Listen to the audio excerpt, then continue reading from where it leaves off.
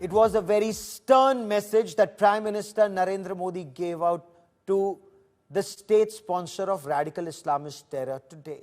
Prime Minister Narendra Modi's message was strong, not just to terrorists, but also to those who sponsored terrorism. He pledged India will identify, trace, track and punish those behind the recent Pahalgam terror attacks in Jammu and Kashmir. He addressed a public rally in Madhubani in Bihar. Prime Minister Narendra Modi, he speaks Hindi at times. He switched to English specifically to deliver this chilling message, and he wanted the world to hear it, and so that it's not lost in translation.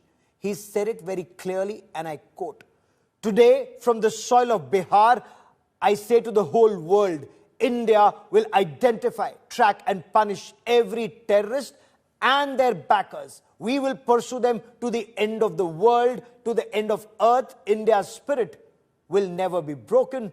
Terrorism will not go unpunished." We get you more in this report.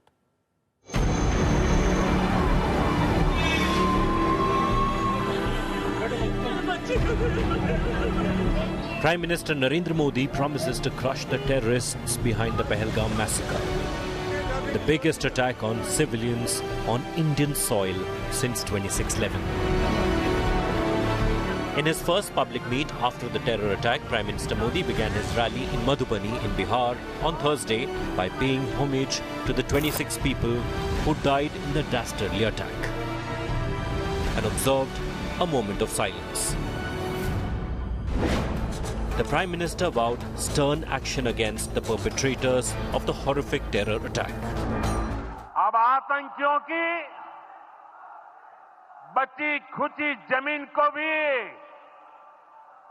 मिट्टी में मिलाने का समय आ गया है.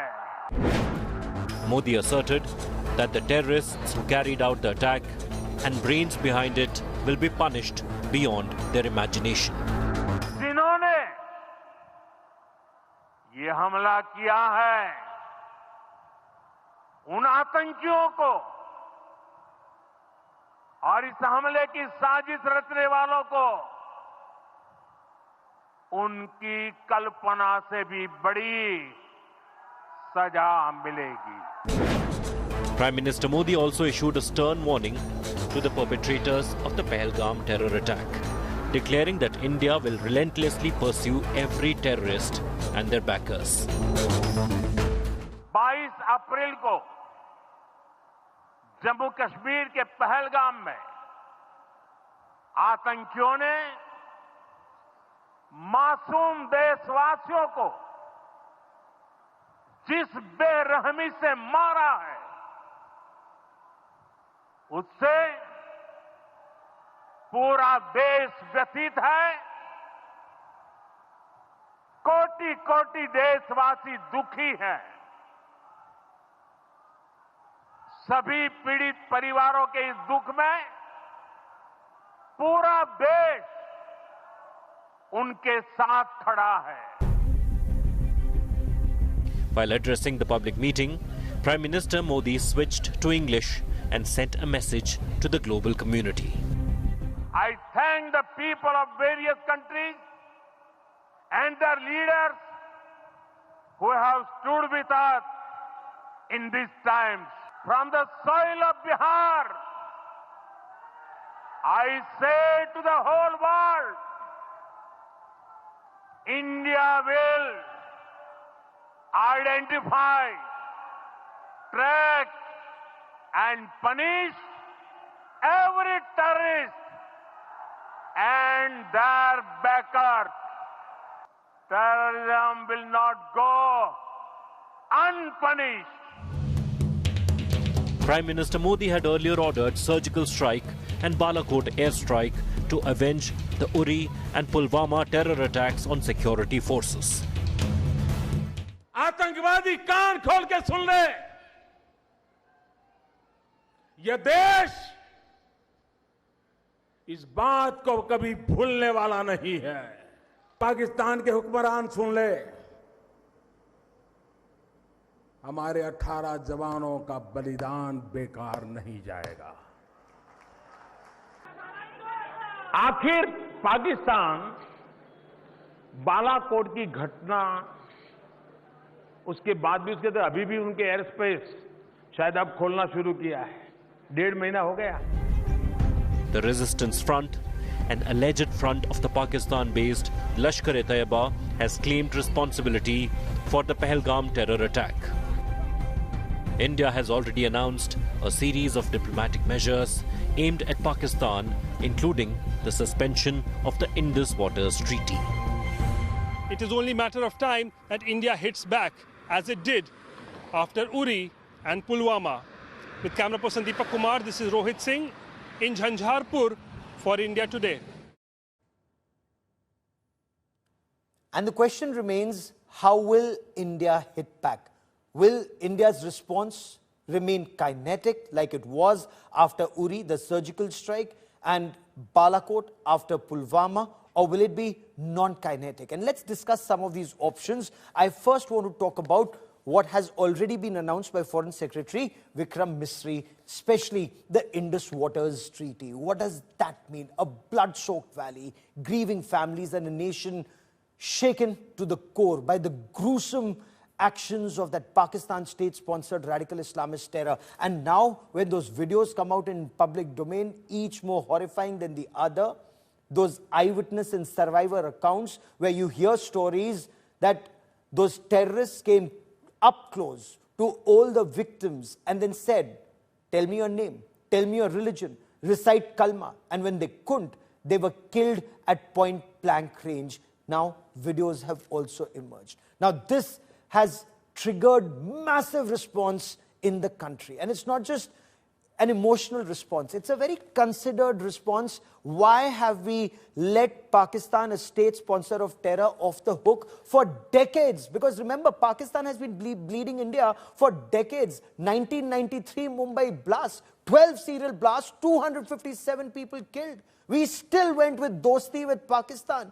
Year after year, decade after decade. They kept striking. The Kargil war in 1999, 550 of our brave soldiers were killed. IC-814 hijack, that Maulana of terror, Masood Azhar, was released. The attack on the Indian Parliament, the attack on the Jammu and Kashmir State Assembly.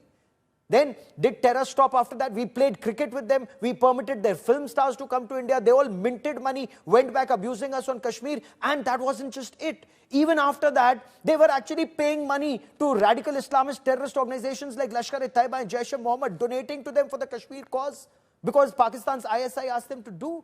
And then there were more attacks. 200 people were killed in the 2006 train attack, serial blasts in the Mumbai trains.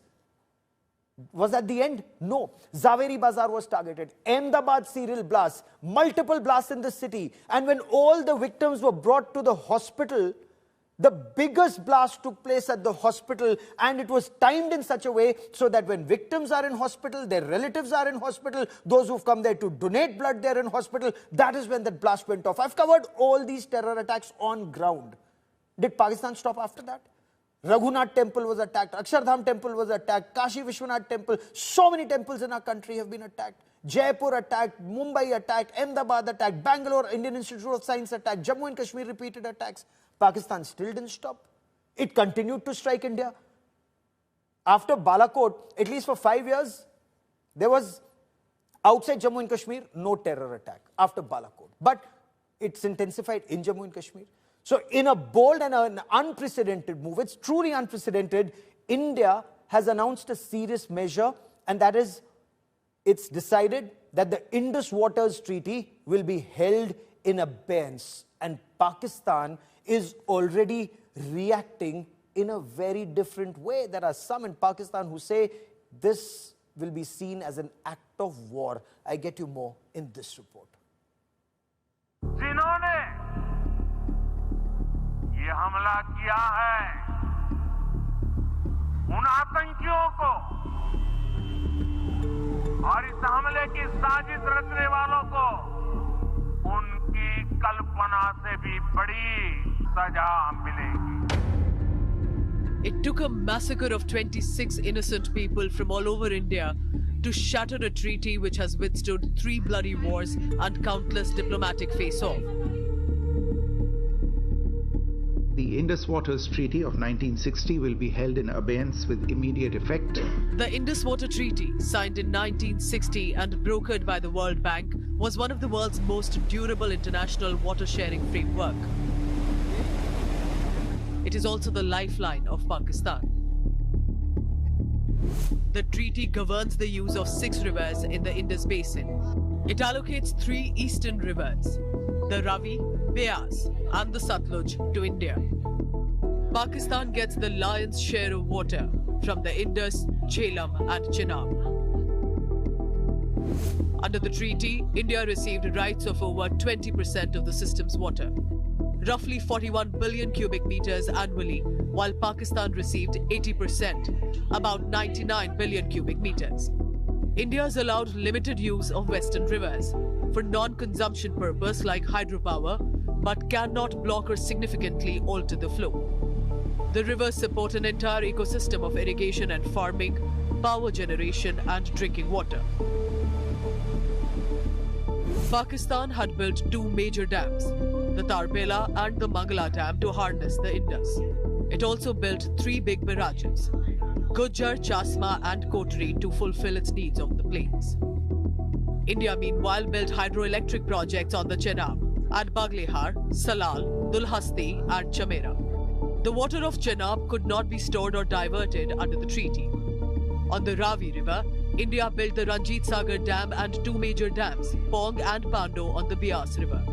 The Satluj River has the iconic Bhakra Nangal and the Nathpa Jhakri project.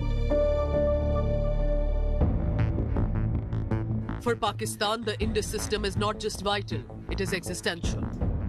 The system contributes nearly 25% of Pakistan's GDP and supports crops like wheat, rice, sugarcane and cotton. 80% of its cultivated land, about 16 million hectares, relies on water from the Indus system. 93% of this water is used for irrigation and to power the country's agriculture backbone. The system supports over 14.5 crore people in Pakistan. Major urban centers like Karachi, Lahore, Multan draw their water directly from these rivers. Any cut in the water supply by India could lead to a collapse in food production, threatening food security for millions. The urban water supplies would dry up, causing unrest in the cities. Power generation would stall, crippling industries and homes. And loan default, unemployment and migration due to these reasons could destabilize the country. Pakistan has not officially responded yet, but it has legal avenues open. What will be under scrutiny is India's short-term ability to choke Pakistan of the precious resource. There is practically no storage capacity developed so far in Jammu and Kashmir, but experts say India could tinker with the water availability during the upcoming sowing season in Pakistan, which could play havoc with the country's economy. Bureau Report, Business Today Television. अब आतंकियों की बची खुची जमीन को भी मिट्टी में मिलाने का समय आ गया है।